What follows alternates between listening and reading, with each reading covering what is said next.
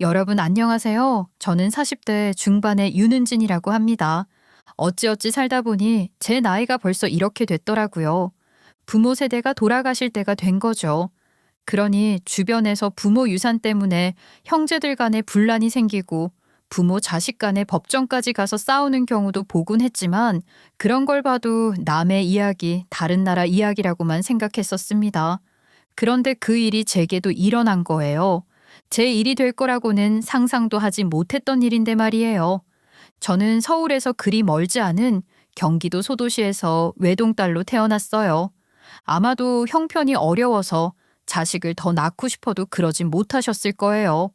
저 하나 키우는 것도 힘드셨거든요. 서울이 지척인데도 제게 서울은 그저 TV 속 세상에 불과했어요. 중학생이 되고부터는 친구들끼리 서울 나들이를 다녀오기도 하고 그랬지만 그럴 때마다 저는 늘 뒤로 빠져 앉을 수밖에 없었죠.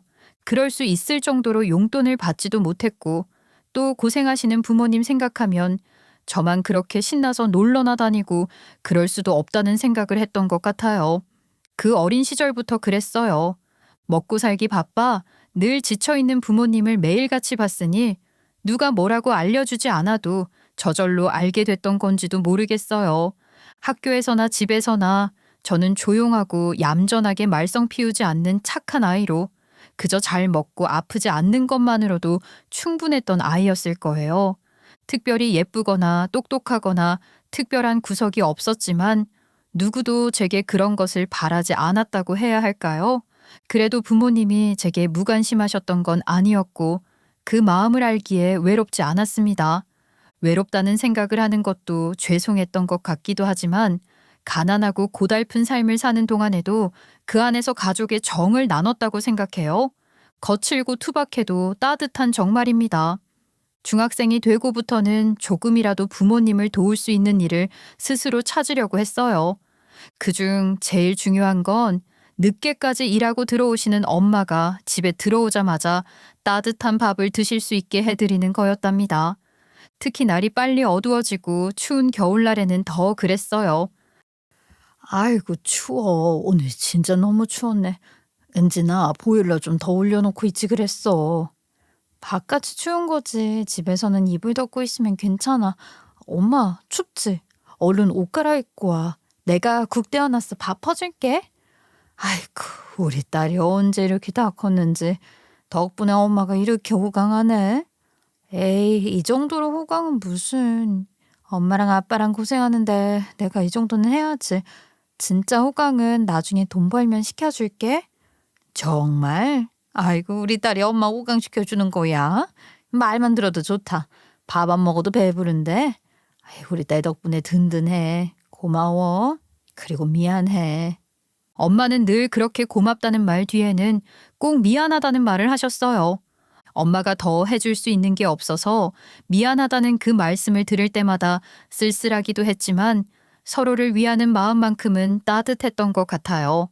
제가 고등학교를 졸업할 때까지도 저희 집 형편은 나아질 기미가 보이질 않았고 대학 진학은 생각도 못했죠.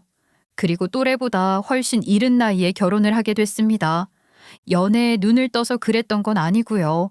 엄마 아는 분이 건너 건너 중매를 서셨던 거예요. 은진 엄마, 아우 이런 자리가 흔한 게 아니야. 다 큰 딸 자식 언제까지 끼고 있을 거야. 안 그래? 아무리 그래도 아직 너무 어려요. 이렇게 일찍 시집 보낸다는 건 생각도 안 하고 있었는데 선이라니요. 아유, 어리긴 뭐가 어려. 어차피 은진이가 대학 다니는 것도 아니고 말이야. 돈 벌어서 생활비 좀 보태고 그러고 있긴 하겠지만 그보다는 여유 있는 집에 시집 잘 가가지고 걱정 없이 사는 게 좋지 않겠어? 서울도 아니고 너무 멀리 사는 것도 좀 걸리고요. 요즘 세상에 그게 무슨 문제야? 아이, 우리나라 이 좁은 땅덩어리에서 웃기는 소리지. 아, 내가 다 은진 엄마 생각해서 특별히 소개하려는 거라고. 정말 아까운 자리야. 나한테 딸이 하나만 더 있어도 내 딸 보내겠어. 엄마 아는 분이 어찌나 아깝다고 하시는지 엄마는 결국 그 자리에 저를 내보내셨죠. 엄마는 계속해서 사양하는 것도 마음이 불편해서 마지못해 그런 자리를 만드신 것 같긴 했지만 제 머릿속에는 제가 얼른 시집이라도 가버려야 부모님 큰 걱정 하나를 덜어드리는 게 아닌가 그런 생각이 컸던 것 같아요. 엄마 아는 분도 말끝마다 그런 식으로 말씀하셨거든요. 또 제 처지도 그랬어요. 서울 나들이는커녕 변변한 여행도 제대로 한 번 한 적 없이 사는 제 삶이 갑갑하게 느껴지기도 했고 결혼이라는 게 제 삶의 탈출구가 될 수도 있다는 생각을 했던 거죠. 뭐가 하나 잘못됐다거나 모자란 게 아니라면 웬만하면 눈 딱 감고 시집 가자. 그런 생각으로 선자리에 나갔고 그렇게 결혼했습니다. 남편은 다소 무기력하고 소극적인 사람이었어요. 그런 모습이 제 눈에는 묻어내 보여서 좋았던 건데 막상 시집을 가서 보니 남편과는 달리 아주 기가 센 여장부 스타일의 시모가 계시더군요. 시부가 일찍 돌아가신 탓이 시모가 집안의 중심이셨고 그런 상황에서 더욱더 그런 성향이 되신 것 같기도 했어요. 남편과는 달라도 너무 달랐으니까요. 그런데 남편의 누나를 보면 또 그게 아닌 것 같기도 했지 뭐예요. 남편에게는 누나가 한 명 있었는데 그 누나가 시모보다 더 기가 셌거든요. 신혼집을 따로 내어주시긴 하셨는데 시댁에서 10분 거리였고 저는 일을 하고 있는 것도 아니었으니 걸핏하면 시댁에 불려다니느라 남편보다 시모 시누이와 함께 보내는 시간이 더 많았을지도 모르겠어요. 예, 아가, 설거지는 이따 하고 우선 과일부터 좀 깎아서 내오너라. 어디 옳게 과일 깎는 솜씨 좀 볼까? 친정에서 얼마나 잘 배웠는지 한번 보자고. 얼씨구, 아이 너나 잘해. 네 옳게는 내가 알아서 할 거니까 너는 얼른 시집이나 가란 말이야. 아우, 시집을 가고 말고 그거야말로 내가 알아서 잘할 테니까 걱정 마. 어머머, 아이 근데 옳게 이게 뭐야? 칼질을 어쩜 이렇게 상스럽게 해? 그게 제가 너무 긴장했나 봐요. 원래는 이것보단 훨씬 잘하거든요. 아닌 게 아니라 무슨 테스트라고 하려는 것처럼 과일을 깎아보라고 하질 않나. 그렇게 시켜놓고는 옆에서 빤히 지켜보고 있으니 정말 너무 떨리는 거예요. 덜덜 소리가 날 정도로 떨렸던 것 같아요. 그래봐야 그때 제가 22이었는데 기센 두 여자, 그것도 시모와 시누이 앞에서 그럴 만도 하죠. 아이고, 중매쟁이 그 여자. 어? 집에서 조신하고 참하게 신부 수업만 받은 아가씨라고 하더니 이래서 중매쟁이 말은 3번 접어서 들었어야 하는 거지. 왜 아니야? 엄마 완전 속은 거 아니야? 전화해서 따지기라도 해야 하는 거 아니냐고. 아이 뭐 김치도 담글 줄 안다더니 이게 뭐야? 칼질도 하나 제대로 못하는데. 정말로 김치는 담글 줄 알아요. 어려서부터 엄마가 늘 집에서 김치를 담그셨는데 그때마다 도왔고 다 커서는 저 혼자서 해본 적도 있어요. 그래? 아이 그럼 마침 잘 됐구나. 우리 집 김치 다 떨어져 가니까 어디 솜씨 발휘 좀 해봐라. 당장 내일 배추 사다가 절이는 것부터 말이다. 너무 아무것도 안 배워온 아이 취급을 하시길래 저도 모르게 변명 아닌 변명을 한 건데 그러고 나니 일거리만 늘더라고요. 그렇게 시집살이가 시작된 거죠. 남편이랑 신혼집에서 오붓하게 보내는 시간보다 시댁에 가서 시모, 시누이 눈치 보며 일할 때가 더 많았으니 제가 시집을 온 건지 시댁에 식모살이를 하러 온 건지 헷갈릴 지경이었지만 그래도 최선을 다하려고 했어요. 제가 형편 어려운 집에서 크기는 했지만 자라면서 부모님께 크게 야단 맞은 적 한 번이 없었고 제게 이래라 저래라 하신 적도 없으셨는데 시모 시집살이가 대단하긴 했답니다. 말리는 시누이가 더 얄미웠던 건 말해 뭐 하겠어요. 처음엔 서러워서 남몰래 운 적도 있었지만 그래도 시간이 약인 것인지 살면서 어느 정도 적응이 되더라고요. 다들 그렇게 사는 거지 뭐. 그런 생각도 들었고 말이에요. 그런데 결혼하고 한참 동안 아이 소식이 없어서 그것 때문에 겪은 서러움은 차원이 다른 거였어요. 불임 클리닉 다니며 시술도 몇 번 받았지만 번번이 실패했고 돈도 돈이지만 제 몸이 더 이상 버틸 수 없다는 병원의 소견으로 그마저도 중단할 수밖에 없었습니다. 사실상 아이 갖는 걸 포기하게 된 거예요. 나이 어린 며느리 본다고 사람들이 그렇게 부러워했는데 애도 못 낳을 거면 나이 어린 게 무슨 소용이야? 아이고 내 팔자야. 아 우리 집안 대가 끊어지게 생긴 거 아니냐? 옛날 같았으면 소방 맞고도 남지. 우리 엄마 이제 어떡해? 조상님들 앞에 면목 없어서. 너는 지금 이게 재밌니? 신났어? 아, 왜 불난집에 기름을 부어? 내가 머리 싸매고 누워야 네가 그 입 다물 거지? 아, 엄마는 괜히 나한테 화풀이야. 애 못 낳는 건 내가 아니라 쟤라고. 전 그러면 뭐 어디서 씨바지라도 구해오던가. 소박이며 씨바지며 대체 어느 시대에 살고 있는지 모를 소리를 하는 시모와 시누이였지만 죄인된 심정으로 뭐라고 반박조차 하지 못하고 그저 고개만 숙이고 있었던 것 같아요.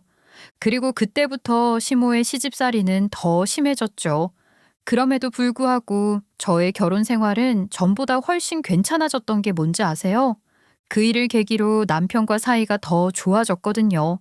사실 남편과는 연애해서 결혼한 것도 아니고 선을 보자마자 결혼했던 거나 마찬가지였던 데다가 결혼해서도 막 정들지는 않았는데 아이 포기하고 힘들 때 남편이 큰 힘이 되어줬어요. 이 사람이 정말 내 편이구나, 동반자로구나 그런 생각이 들었던 것 같아요. 시집살이가 고되긴 했어도 남편에게 사랑받는다는 느낌을 받고 살았으니 그럭저럭 행복하다 느끼며 살 수 있었던 거예요. 결혼 8년 차쯤 됐을 때 시댁에 큰 일이 하나 있었는데요. 시모와 시누이 사이가 완전히 틀어지는 일이 생겼던 겁니다. 시누이가 결혼하겠다는 사람을 데려왔는데 시모가 완강하게 반대를 하고 나섰거든요. 아휴, 어디서 골라도 저런 놈팽이 같은 놈을. 아, 절대 안 된다. 포기해. 어이구, 이 헛똑똑아. 네 인생에 절대 도움 안 될 인간이라는 걸 보고도 모르겠어? 엄마가 그 사람에 대해서 뭘 안다고 그래. 제대로 만나주지도 않았으면 무턱대고 반대부터 하잖아. 아유, 만날 것도 없지. 그놈 그거 변변한 직업이 있기라니. 그렇다고 번듯한 부모가 있기라니. 그거 겉모습만 번지르르 해서는 결혼하면 뭐 해서 먹고 살 거야. 네가 먹여 살릴 작정이야? 내 돈 퍼다 갖다 주면서. 아유, 정말 결국 그 소리지? 걱정 마. 엄마 돈 축낼 일 없을 테니까. 이런 식으로 반대하면 난 엄마 없다고 생각하고 살 거니까 걱정 말라고. 시누이가 기가 세서 평소에도 시모랑 둘이 자주 툭탁거리긴 했지만 그렇게까지 크게 충돌하는 건 처음이었어요. 예산 일이 아니다 싶었는데 결국 시모도 시누이도 뜻을 꺾지 않았고 시누이는 집을 나가버리고 말았습니다. 사실 제가 봐도 시모가 그럴만했던 거예요. 시누이가 능력이 있는 것도 아니고 시누이야말로 시모 돈 축내며 놀고 먹는 사람이었는데 결혼하겠다고 데려온 사람이 시누이보다 나이도 어리고 안정감도 없는 사람이었으니 어느 부모가 그런 결혼하겠다는 딸을 응원할 수 있겠어요. 시누이가 원래부터 남자 외모를 그렇게 따지면서 웬만한 선자리에는 나가려고도 안 했단 말이에요. 게다가 허영기도 있어서 저런 시누이를 감당할 사람이 누가 있겠나, 저러다 평생 노처녀로 사는 건 아닌가 싶을 정도였거든요. 그러니 시모 입장에서는 시누이가 데려온 사람이 웬만하기만 했어도 쌍수를 들고 환영했을지도 모릅니다.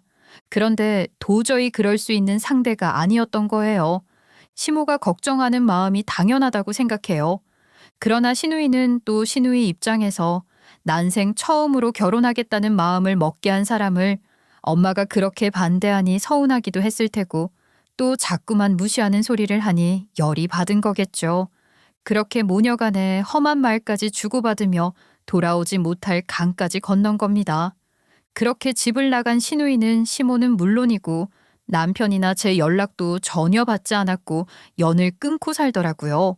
그리고 7년 전 시모는 말기암 판정을 받게 됐어요. 제게 그토록 고된 시집살이를 시켰던 분, 말끝마다 저를 꺾고 미묘한 비웃음으로 제 자존심을 찌르던 분이었지만 말기암이라는 무거운 말 앞에서는 그랬던 시모라 할지라도 제 마음이 그렇지 않더라고요. 우리 엄마 1년을 넘기기 어려울 거래. 방금 의사랑 얘기하고 왔어. 그렇게 서슬퍼렇던 분이 어쩌다가. 누나한테도 연락을 해야겠지? 그럼 당연히 알려드려야지. 나도 따로 연락 한번 해볼게. 그리고 어머니 말이야. 우리가 모셔야지. 내가 잘할게. 저보다도 혈기가 왕성하셨던 분인데 암이라는 게 무섭긴 하더군요. 시한부 판정을 받긴 했지만 해볼 수 있는 건 다 해보자는 생각으로 암 치료부터 시작했는데 힘들어 하시는 모습을 보니 저도 마음이 많이 안 좋았죠. 젊은 사람도 버티기 힘든 치료라고 하던데 시모는 더 힘드셨을 겁니다. 그 과정에서 말투는 더 거칠어지고 행동도 더 과격해지셨어요. 병이라는 게 사람을 여러모로 아프게 하는 것 같더라고요. 아유, 이건 뭐야? 링거 바늘 빠졌잖아. 넌 거기 앉아서 뭐 하고 있는 거냐? 병수발하기 싫은 걸 이렇게 티를 내는 거야? 아유, 어머니 죄송해요. 물 드신다고 하셔서 물 온도 좀 맞추느라 제가 얼른 닦아드릴게요. 간호사부터 불러야 할 거 아니야. 네가 보면 뭘 알아. 얼른 간호사부터 들어오라고 해. 아이고 진짜 속 터져 죽겠네. 며느리라고 하나 있는 게 어쩜 저 모양인지. 이럴 거면 그냥 간병인을 들여라. 그러기나 말이에요. 제가 아직 이렇게 서툰 게 많아요. 간병인보다 낫다 하실 때까지 제가 더 잘할게요. 어머니 역정 그만 내세요. 그러다 또 머리 아프실까 봐 걱정돼요. 시모가 언제 어떻게 되실지 모른다는 생각을 하니 어지간한 구박은 아무렇지도 않게 견딜 수 있었어요. 몸이 힘들어서 더 그러신 거라는 걸 알기에 상처도 안 받았던 것 같아요. 또 말이나 행동이 거칠어진 면이 있기는 했지만 한편으로 마음은 더 어려지신 것 같기도 했죠. 특히 시누이 생각을 많이 하시는 것 같더라고요. 남편도 저도 시모의 암투병 사실을 시누이에게 알렸지만 시누이는 그 어떤 답도 없었고 시모는 계속 시누이를 기다리시는 눈치셨어요. 그런데 아무리 기다려도 나타나지 않으니 그때부턴 독한 말들을 하기 시작하시더군요. 고년 그건 지혜의 미가 다 죽게 생겼다는데도 상관없다든. 한 번 와보지도 않겠다 이거야? 그게 형님도 무슨 사정이 있으시겠죠. 그이랑 저랑 계속 연락을 남기는데도 형님이 소식이 없으세요. 사정은 무슨 사정? 응? 딸 자식 키워봐야 아무 소용없는 걸 내가 징작 알았어야 했는데 그런 년은 차라리 없는 게 나아. 시모가 그렇게 시누이 얘기를 하시는 것이 사실은 시누이를 그만큼 기다리고 있다는 것임을 모르지 않았기에 그런 마음을 시누이에게 여러 차례 전했던 것인데 시누이는 아직도 시모에 대한 원망이 컸던 모양이에요. 안타까운 마음에 어떻게든 시모를 위로하고 싶었는데 그 또한 쉽지가 않더라고요. 형님이 직접 와보지는 못하셔도 마음으로는 늘 생각하고 있을 거예요, 어머님. 곧 찾아뵈러 오지 않겠어요? 그러니까 어머니 조금만 더 힘내서 치료 받으면서 기다려요. 예? 네가 지금 나를 동정이라도 하는 거냐? 자식도 하나 못 낳아본 주제 네가 알긴 뭘 안다고 나서. 때로 시누이에 대한 모진 말끝의 화살이 난데없는 곳으로 튀기도 했지만 그런 것들도 받아내며 시모 병수발을 했습니다. 시한부 판정이라는 말이 무색하게 시모는 오래도록 투병을 하셨는데요. 7년 가까운 세월 동안의 병수발은 그야말로 도돌이표 같았어요. 며칠 잠잠하시다가도 또 온갖 소리를 지르기도 하셨고 때로 눈물을 흘리며 미안하다고 하셨다가 또 바로 다음 날이면 천하에 쓰잘데기 없는 며느리라고 욕을 하시고 하셨어요. 긴 병 끝에 효자 없다고들 하잖아요. 그 말이 떠오르는 날들이 왜 없었겠습니까? 그래도 자식된 도리를 다 하기 위해 분가에서 살던 집도 정리하고 시댁으로 들어가 병수발을 하며 저희 부부는 최선을 다했던 것 같아요. 그런데 시모가 암 투병을 시작하신 지 4년째 됐을 때 남편이 갑작스러운 심장마비로 시모보다 먼저 세상을 떠나고 말았어요. 멀쩡하게 출근했던 사람이 심정지 상태로 병원에 실려갔다는 그 말이 지금도 귓가에서 윙윙거리는 것 같아요. 말로 표현을 많이 해주는 사람은 아니었지만 말없이 가만히 그저 손 한 번 지그시 잡아주는 것만으로도 큰 위로가 되어주던 사람, 시모의 독한 말과 고된 병수발 속에 마지막 숨 쉴 구멍 같았던 사람이 남편이었는데 아무런 준비도 없이 아무 인사도 없이 어떻게 그렇게 갑자기 떠나버릴 수 있는지 믿어지지가 않았습니다. 너무나도 황망한 죽음 앞에 슬픔이라는 감정조차 무색했던 것 같아요. 울음도 눈물도 얼어붙은 것 같았고 공허함이 가슴을 때려 숨이 턱 막혔죠. 정말 나를 이렇게 혼자 두고 가버린 거냐고. 장례 치르는 내내 남편을 향해 소리 없는 고함을 질렀던 것 같기도 합니다. 아이고 세상에 무슨 이런 일이 다 있어. 그 젊은 사람이 어쩌다가 평소에 병원도 잘 안 가는 사람 아니었어? 지병이라도 있었던 거야? 지병은 무슨? 내가 아는 사람 중에 아마 제일 건강한 사람이었을 거야. 아깝지. 아직 한창일 텐데. 이래서 건강에 자신하면 안 된다는 거야. 이렇게 가버릴 줄 누가 알았겠어. 그러니까 우리 다들 건강관리 잘하자고. 그나마 그 어린 자식까지 두고 가는 건 아니니까 다행 아니야. 자식 없다고 안 됐다 했더니 이렇게 되고 보니 천만다행이다 싶어. 무슨 소리야. 혼자 남은 부인 생각은 안 해? 남편 죽고 자식도 안 없이 시어머니 병수발 들게 생겼는데 그게 할 짓이냐고. 아유 나는 그렇게는 못해. 게다가 그 시어머니가 보통 시어머니야? 아유 지금이라도 눈 딱 감고 도망가는 게 낫지. 사람들이 남의 얘기라고 함부로 하더군요. 기껏 조문을 와서는 밤새도록 앉아서 술 마시며 그런 소리나 하고 있는 것도 정말 괴로웠어요. 세상에 호상이 어디 있겠습니까만 남편 장례식장은 그야말로 침울한 분위기일 수밖에 없잖아요. 그러니 다들 자리 지켜준답시고 있던데 그럴 거면 그냥 돌아가 주는 게 도와주는 거다 싶기도 했어요. 그렇게 떠드는 소리들이 다 틀린 말이 아니라는 것도 알지만 장례식장에서 제 귀에 다 들리게 할 소리는 아니다 싶었거든요. 저희 부모님도 걱정이 많으셨어요. 멀리 시집 보내놓은 딸이 걱정 없이 잘 살아주기만을 바라셨을 텐데 자식도 하나 못 얻고 시모 병수발하는 걸 늘 속아파하셨던 것도 모자라 이제 남편까지 잃게 된 거잖아요. 차마 부모된 입장에서 시모 내팽개치고 친정으로 같이 가자는 말씀을 입 밖으로 꺼내지 못하셨지만 그 눈빛에서 그런 마음이 다 읽혔던 것 같아요. 솔직히 저도 부모님 따라 고향으로 돌아가서 평온하게 살고 싶은 생각도 안 한 게 아닙니다. 그런 생각이 들더라고요. 그렇지만 이내 스스로를 나무라며 마음을 다잡았어요. 남편마저 먼저 보냈으니 시모 곁에 남은 건 저 하나인데 그런 시모를 제가 어떻게 외면하겠습니까? 시누이는 남편 사망 소식을 알렸음에도 여전히 묵묵부답이었거든요. 어디서 뭐 하고 사는지 알 수도 없었고 전화번호를 바꾼 건지 뭔지 연락을 해도 전혀 받지도 않고 메시지를 수없이 남겼어도 아무 반응이 없었습니다. 그렇게 시집살이를 시키더니 마지막까지 이렇게 나를 힘들게 하나 싶기도 했지만 그래도 어쩌겠어요.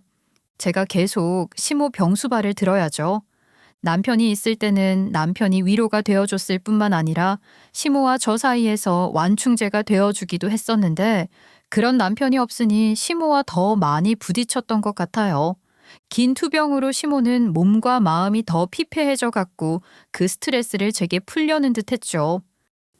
내 아들 잡아먹은 년 꼴도 보기 싫으니까 내 앞에서 알짱거리지 말고 너 꼭 필요할 때만 들어와.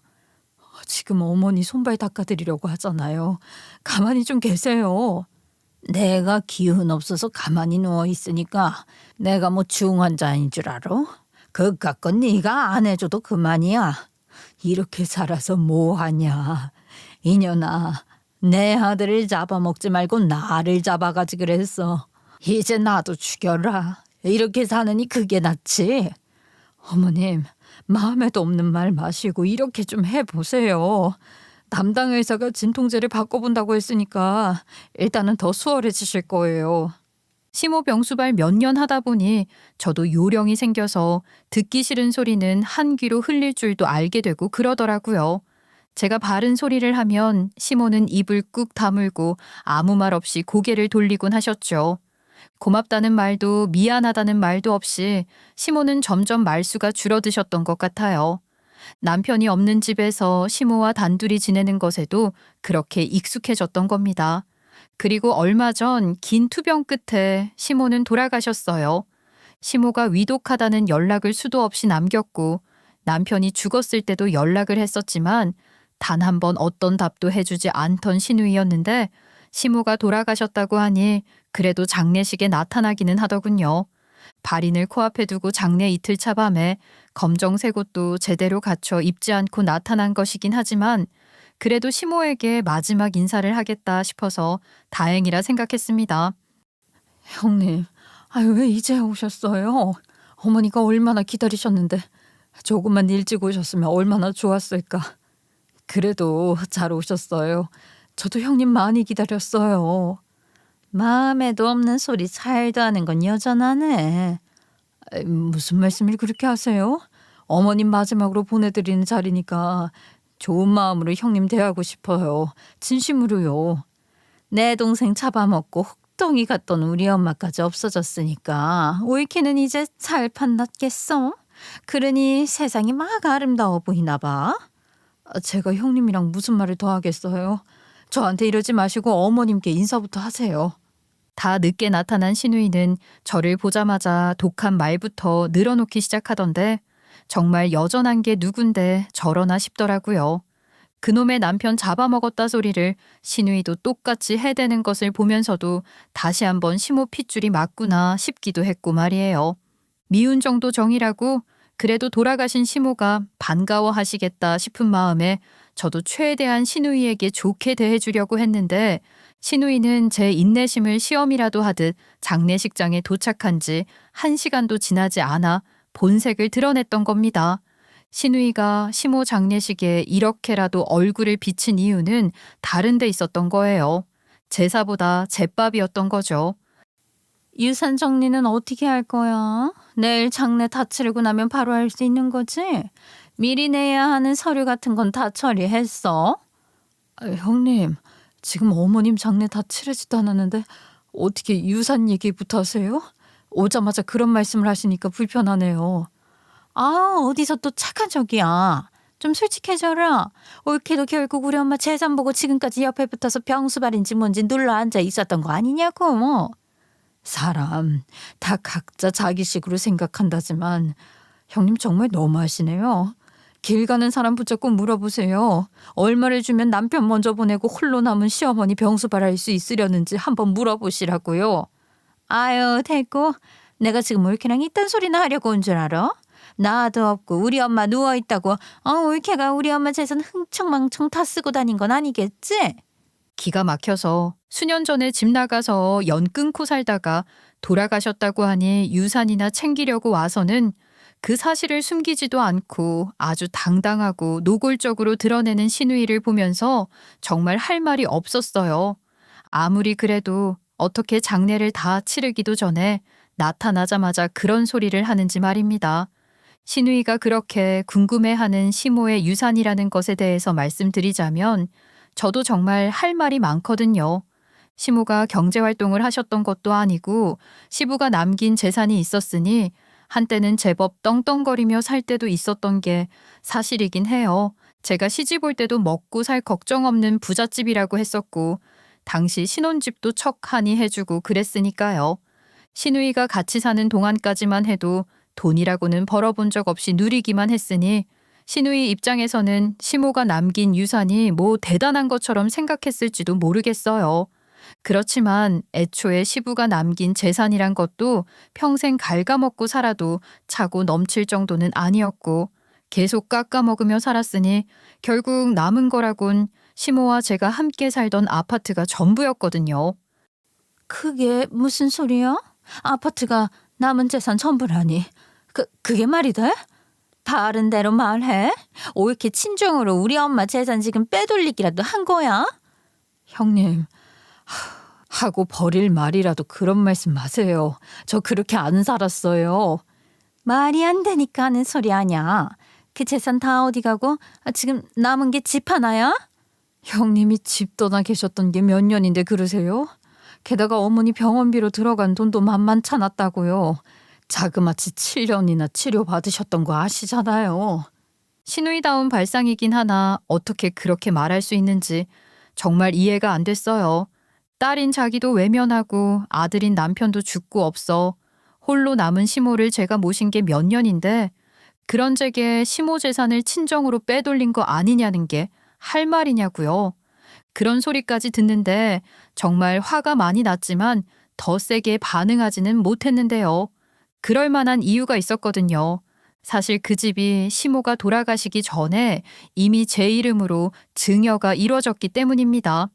시누이가 그 사실까지 알고 나면 세상이 뒤집힌 듯 난리를 칠 게 빤하다는 생각에 제가 많이 참은 거라고요. 아니나 다를까 시누이는 정말이지 저를 잡아먹을 듯이 달려들더군요. 뭐라고? 그 집이 올케 이름으로 되어 있어? 다시 말해봐. 내가 지금 뭘 잘못 들은 거야? 이해가 안 되는데 올케 입으로 다시 말해봐. 어머님이 재작년에 제 이름으로 증여 절차를 밟으셨다고요. 그이가 갑자기 그렇게 죽고 나서부터 마음이 복잡하셨는지 어머님도 언제 자기가 갑자기 죽을지 모른다면서 미리 정리하겠다고 하셨어요. 올케가 아무 말도 안 했는데 엄마가 나서서 그렇게 해줬다는 거야? 그 말을 지금 나더러 믿으라고? 올케 속아 웃어. 내가 그딴 소리를 믿을 것 같아? 시누이 입장에서는 말도 안 되는 못 믿을 상황일지 모르겠지만 사실 제가 차마 시누이에게 하지 않은 말도 있었다고요. 시모가 그 아파트를 증여하시면서 혹시라도 뒤늦게 시누이가 나타나 괜한 싸움이 날 수도 있으니 그러지 못하게 미리 해주겠다 하셨던 겁니다. 그렇게 목이 빠져라 시누이를 기다리셨던 시모였는데 그런 시모도 한계에 이르셨던 거겠죠. 게다가 남편이 죽었을 때조차 나타나지 않는 시누이를 보며 마음을 많이 접고 포기를 하셨던 것 같아요. 그녀는 내 자식 아니라는 말씀도 많이 하셨고요.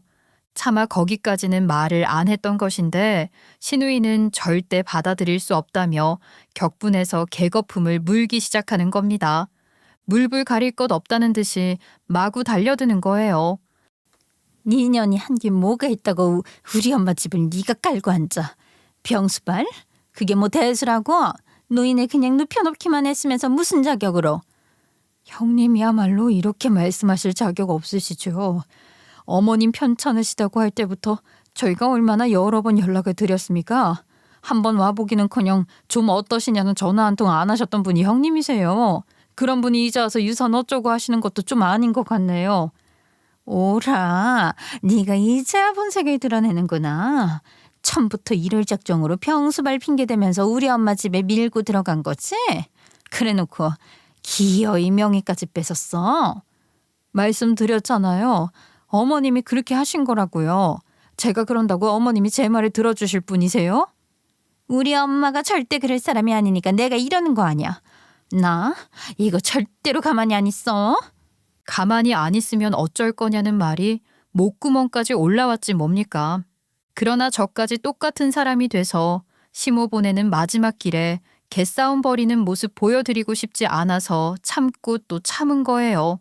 이어 시누이는 제 예상에서 한치도 벗어나지 않는 소리를 하더군요. 그 집 올케 거 아니니까 내놔. 어머니 딸인 내가 있는데 그걸 왜 올케가 가져? 형님, 며느리도 자식입니다. 자식이면 뭐해요. 옆에 있지도 않았던 형님이 이제 와서 이러시는 거 뭐라 할 말이 없네요. 자식 같은 소리 하네. 우리 엄마 집을 아들도 죽고 없는 며느리한테 왜 주냐고. 그 집 내 거야. 내 집 도로 내놓으란 말이야. 행여나 제가 그 집 탐나서 이런다고 생각하지는 마세요. 그저 자식된 도리에 대해서 형님께 꼭 하고 싶었던 말이라서 하는 겁니다. 고상한 척 그만해. 그 집 탐나는 거 아니면 내놓으면 될 거 아니야? 어차피 유류분 청구 소송하면 다 나한테 돌아오게 되어 있어. 알지? 법대로 한번 해봐. 더 이상 시누이와 언쟁을 벌이는 게 무의미하다는 생각에 저는 더 이상 뭐라고 토를 달지 않았고 그렇게 해주겠다고 했습니다. 그렇게 당하고 또 당하냐고 그걸 왜 주냐고 복장 터져 하지 마세요. 다 그럴만해서 그런 거니까요. 제가 그놈의 아파트 명의를 시누이에게 조용히 넘기겠다고 한 데는 다 이유가 있었어요. 시누이도 아마 그건 꿈에도 몰랐을 겁니다. 아무것도 모르고 명의를 가져가겠다고 해주니 저로서는 오히려 고마웠다니까요. 그러니 당장 명의 바꾸자고 하고 시모 장례 치르자마자 절차를 진행했어요. 그리고 드디어 마무리를 지으러 등기소에 간 날 그곳에서 시누이의 곡소리가 울려 퍼지게 된 거예요. 그 또한 저는 이미 예상하고 있었던 거지만 말입니다. 이게 다 어떻게 된 일이냐고요?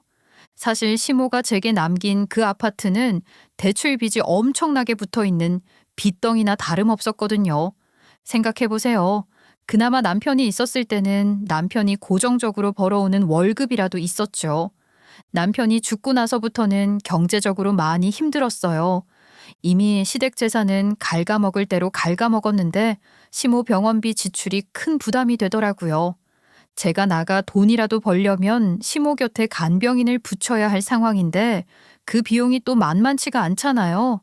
결국 남편이 남긴 퇴직금과 얼마 안 되는 시모 연금으로 근근히 버텼는데 아무래도 역부족이었습니다. 결국 어쩔 수 없이 시모 아파트를 담보로 대출까지 받아야 했던 거예요.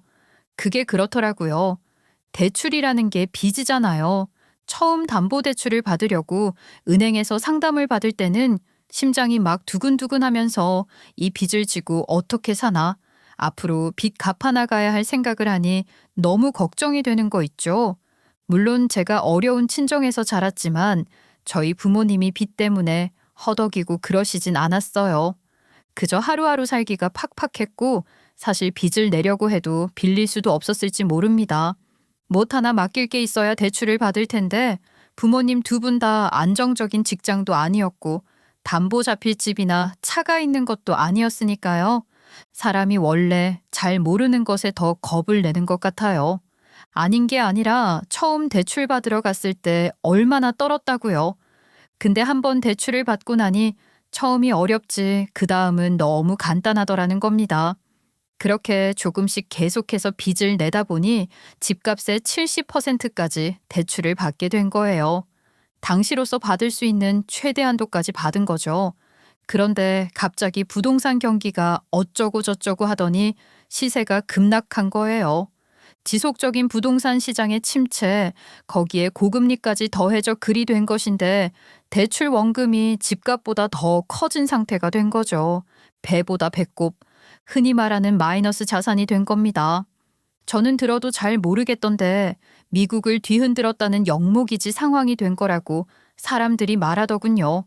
그런 상황을 알 리 없는 시누이는 무조건 명의전 해내라고 난리를 쳤던 것이고 저는 그러겠다고 해준 것뿐입니다. 네? 물론 등기소까지 가기 전에 시누이에게 그런 사실을 미리 알려줄 수도 있었죠. 그렇지만 꼭 그렇게 해야 하는 의무가 있는 건 아니잖아요. 어차피 등기소에서 명의전하게 되면 마지막에는 알게 될 사실이고 제가 의도적으로 사기를 치려는 것도 아니었어요. 모든 절차가 끝나고 시누이가 서명을 하려는 찰나 등기소 직원이 그랬습니다. 자, 이제 마지막으로 확인하겠습니다. 담보 설정으로 대출금이 잡혀 있다는 거 알고 계시는 거죠? 명의 이전 후에는 대출금에 대한 채무 승계도 함께 진행되는 부분도 인지하셨을까요? 그거야 뭐 그런데 대출금이 얼마나 잡혀 있는 거죠? 대출 담보로 근저당이 잡혀 있다는 소리에 이미 시누이는 살짝 놀란 것 같았지만 애써 침착한 듯 자녀 상환금을 확인하려고 하던데 집값보다 덩치가 큰 대출금 액수를 듣고 그야말로 멘붕이 왔을 거예요. 그 자리에서 펄쩍펄쩍 뛰면서 소리를 지르고 서류를 몇 번이나 뒤적이더니 전화기를 들고 몇 군데나 전화를 돌리는 둥 아주 꼴값을 떨더라고요. 그렇게 난리를 쳐서 확인한 것은 대출금이 집값보다 크다는 현실뿐이었겠죠. 그러니 등기소에 시누이 곡소리가 울려 퍼졌던 것 아니겠어요? 시누이는 한참 동안이나 그러고 있더니 좌절한 듯 다 기어들어가는 목소리로 그러더군요. 나 이거 안 해요. 명의 이전 안 한다고요. 서류 다 만들었어도 아직 서명한 건 아니니까 내 마음 바뀌면 안 해도 되는 거 아닌가요? 네, 뭐 아직 명의 이전이 이뤄진 건 아니니까요. 그럼 명의 이전은 하지 않는 것으로 두 분 합의를 하신 걸까요? 합의고 뭐고 간에 나는 안 한다고요. 어차피 지금 명의가 옳게 명인데 그냥 그대로 두면 되지 합의는 무슨 합의? 옳게 뭐 더 할 말 있어? 그러게 처음부터 그랬잖아요. 잘 알지도 못하고 말 함부로 하지 말라고요. 이제 좀 알겠어요? 세상에 어쩜 이렇게 감쪽같이 속이고 나한테 이런 빚덩이를 넘기려고 한 거야? 덤탱이 씌울 사람 잘못 골랐어. 어림없다고. 시누이는 저를 따갑게 쏘아보며 이를 바득바득 갈았지만 그래 본들 뭐가 달라지겠어요.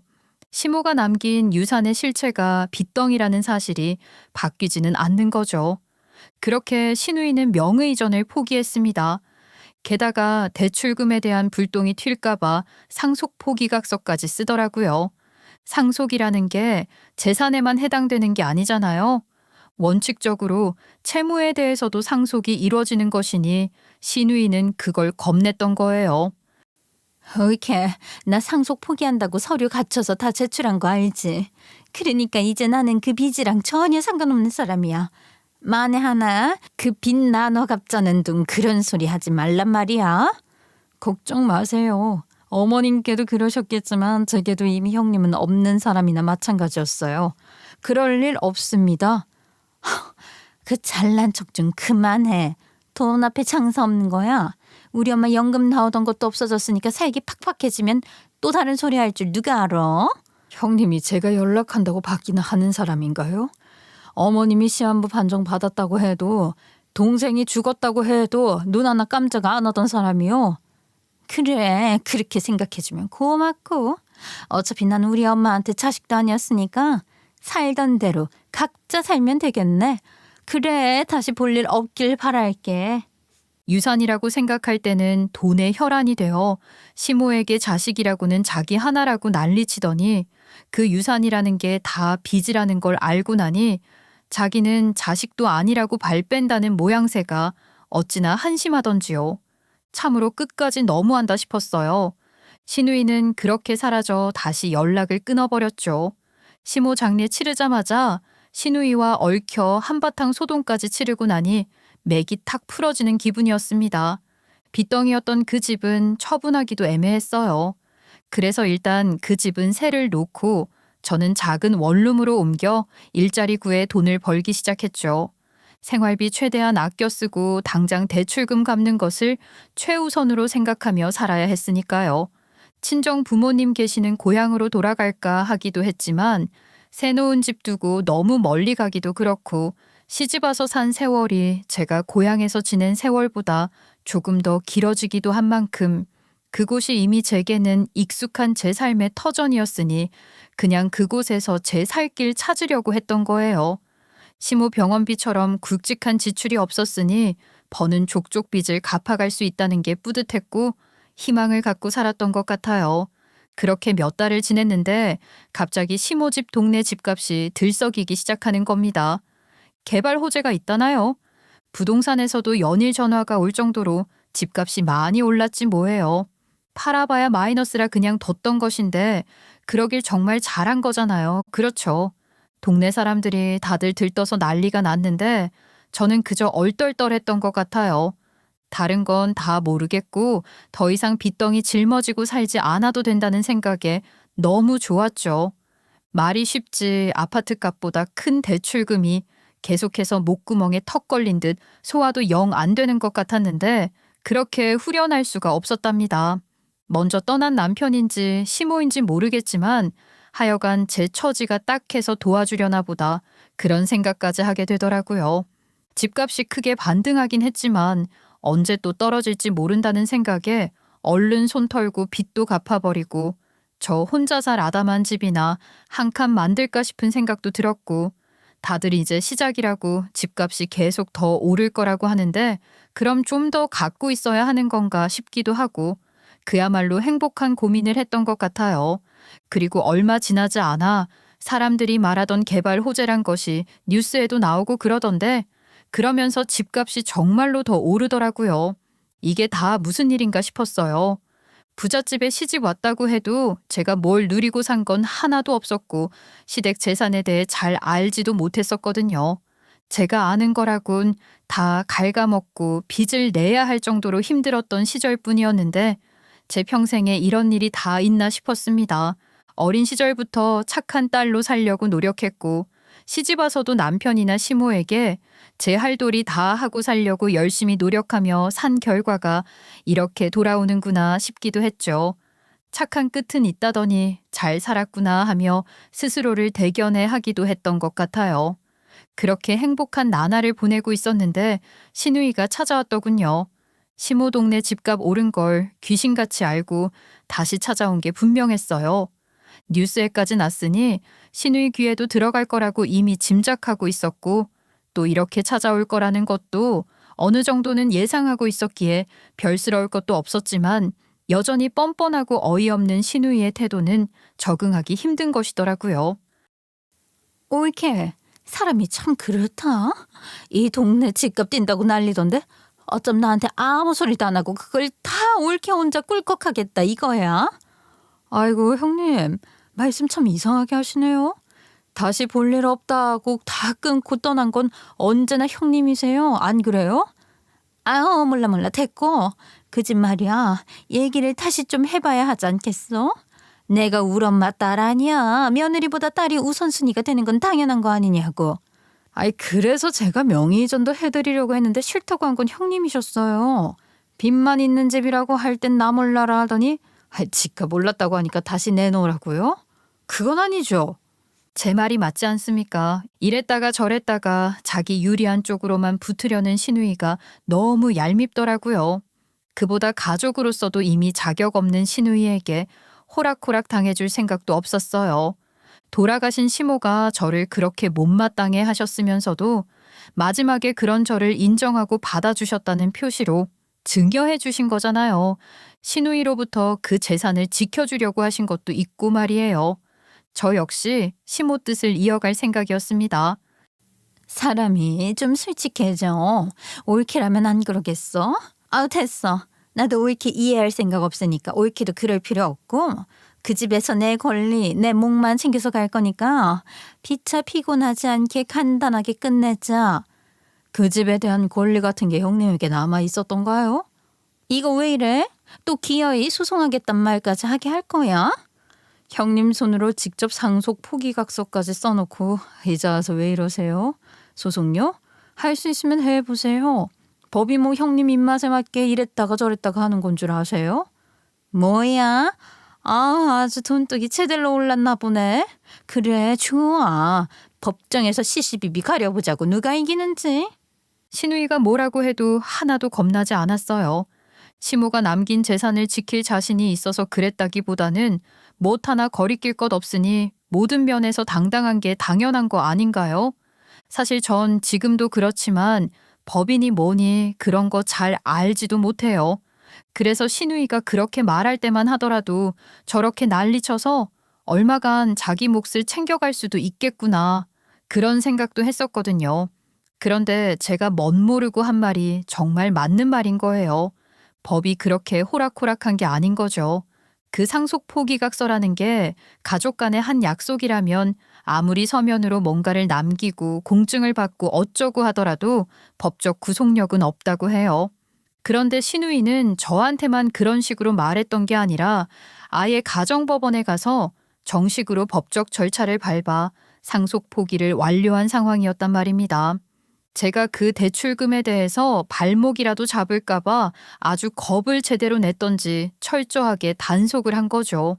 이렇게 가정법원에서의 모든 절차가 끝난 건에 대해서는 그것을 철회하고 번복하는 것은 불가능하다고 하더라고요. 이미 법원이 상속 포기 신청을 받아들여 심판을 확정한 사안, 즉 법원의 수리가 끝난 상황인 거예요. 막말로 제가 고의로 시모 재산을 은닉하거나 빼돌리거나 해서 신우이로 하여금 상속 포기를 하도록 유도한 것도 아니고 법원이 그런 걸 용납할 이유가 없다고 하더라고요. 그러니 민사든 뭐든 손해배상 청구니 유류분 청구 소송이니 뭐 그런 것들도 해봤자 의미가 없는 것, 즉 신우이가 할 수 있는 건 아무것도 없다는 겁니다. 신우이는 약이 바짝 올라서 온갖 방법 다 동원해서 뭐라도 뜯어내려고 발악을 했지만 현실적으로 방법이 없다는 것만 확인, 또 재확인할 뿐이었을 거예요. 결국 어떻게 했겠어요? 저를 찾아와 인정에 호소하더군요. 자, 올케 나라고 이러고 싶겠어? 사는 게 팍팍해서 그래. 낸들 엄마 아프다고 할 때 와보고 싶었지. 근데 그럴 형편이 안 됐다고. 나 그렇게 어렵게 살아. 그러니까 나 좀 도와줘. 우리 엄마도 내 사정 알면 나 불쌍하다고 하실 거야. 글쎄요.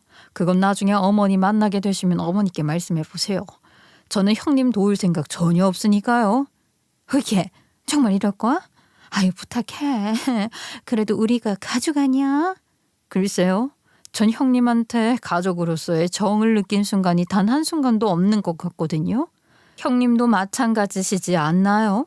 지금 저한테 이러시는 것도 가족이고 뭐고 다 떠나서 그냥 돈 때문에 이러시는 건데 이젠 제가 말씀드릴게요. 저는 형님 다시 뵐 일 없었으면 합니다. 그러게 있을 때 잘하라는 말이 괜히 있는 게 아니라고요. 제 말이 맞잖아요. 저한테야 그렇다 쳐도 시모가 살아계실 때, 아니 암투병 중이라고 알렸을 때라도, 아니 위독하다고 연락했던 그 마지막 순간에라도 달려왔다면 그래도 시모가 자기 딸을 끝까지 외면하셨겠어요? 부모 마음이 그런 게 아닌데 말이에요. 이제와 후회해본들 무슨 소용이겠습니까? 저는 시누이의 뒤늦은 후회를 비웃어주며 앞으로의 제 삶을 더욱 잘 살아야겠다고 다짐하고 있답니다. 인간으로 태어나서 인간답게 사람 할 도리 지키며 사람 냄새나는 사람으로 사는 게 제 인생 목표인 것 같아요. 여러분은 어떠세요? 돈이 많으면 좋겠지만 사람답게 사는 데 있어서 그게 그렇게 절대적으로 필요한 조건이라고 생각하진 않습니다. 제가 어렵게 살아본 사람이라 확실히 그렇게 말씀드릴 수 있어요. 돈보다 귀한 가치를 아는 사람으로 그렇게 살고 싶어요. 저 같은 마음으로 사는 사람들이 더 많아졌으면 좋겠다 하는 마음으로 오늘 이렇게 제 이야기를 해봤는데 어떠셨는지 모르겠어요. 그래도 끝까지 들어주신 분들이 계시다는 생각에 마지막까지 마무리를 잘 할 수 있었던 것 같아요. 정말 감사합니다.